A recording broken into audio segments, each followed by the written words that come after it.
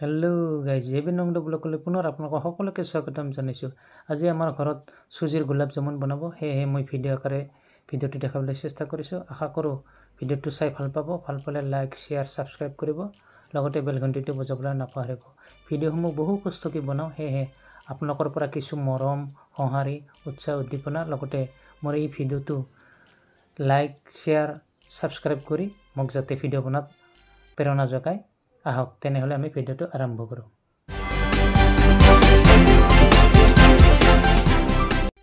Guys এয়া প্ৰথমে চুজি একাপ জুখি লৈছে।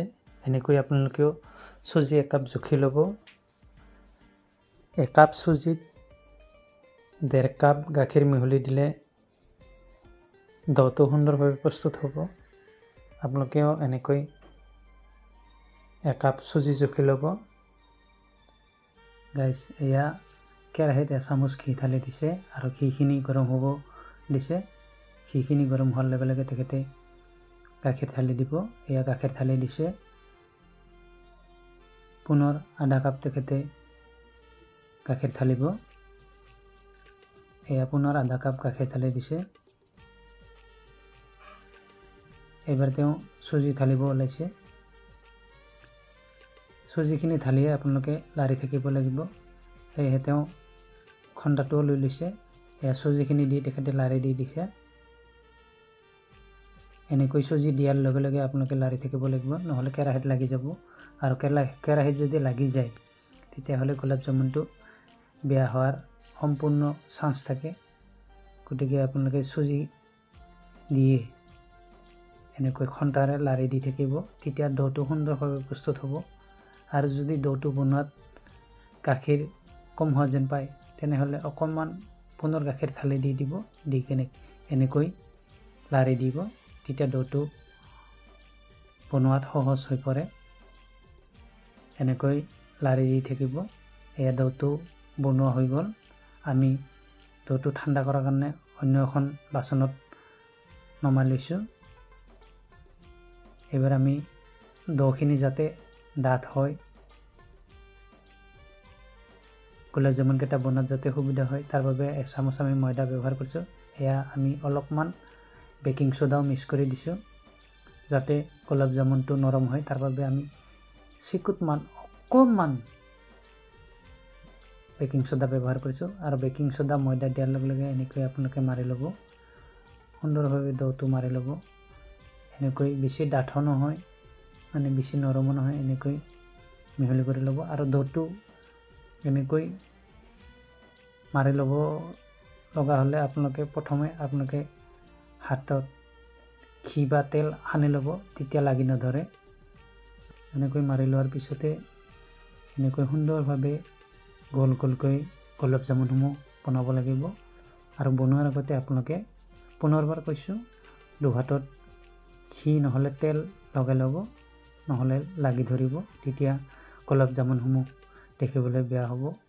খুব ধুনীয়াকৈ যাতে গোল কৰি বনায়, তেতিয়া গোলাপ জামুনসমূহ দেখিবলৈ ভাল লগা হয়।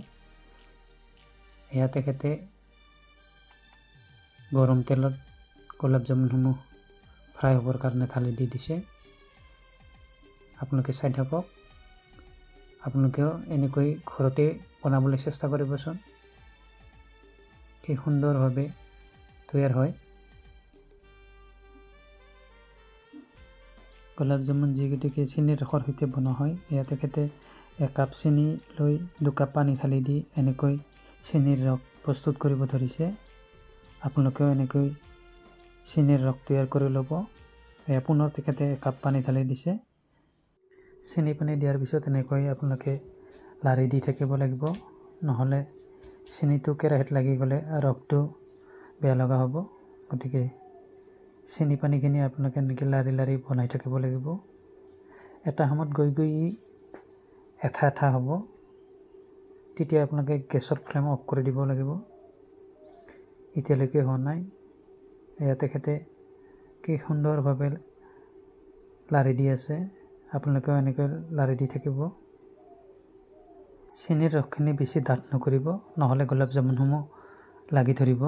গতিকে খুব সুন্দৰভাৱে পাতলকৈ বনাব। এইফালে গোলাপ জামুনসমূহ কি সুন্দৰভাৱে ফ্ৰাই হৈ আছে। গতিকে আপোনালোকে এনেকৈ বনাব চেষ্টা কৰিব। কালাৰবোৰো খুব সুন্দৰ হৈছে। এনেকৈ আপোনালোকে ঘৰত বনাব চেষ্টা কৰিব। খুব কম খৰচত কম টকাতে সোৱাদযুক্ত গোলাপ জামুন ঘৰতে বনাই খাব।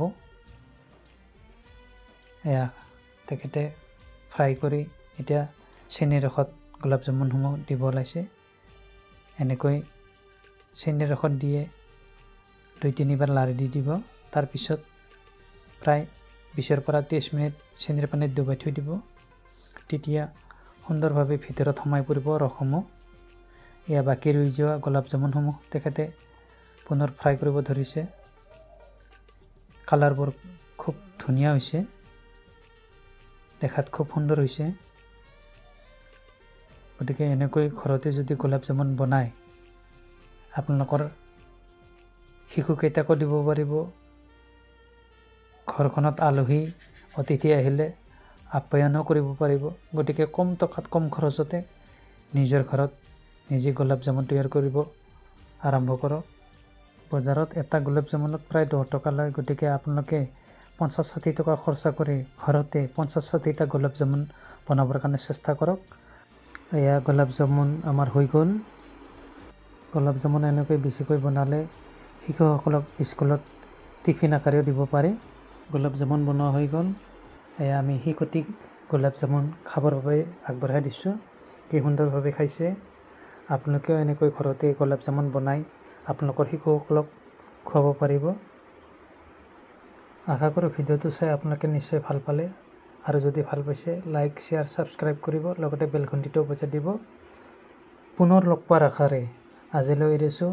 সকলোৱে ভালে থাকক, সুস্থ থাকক। Bye bye.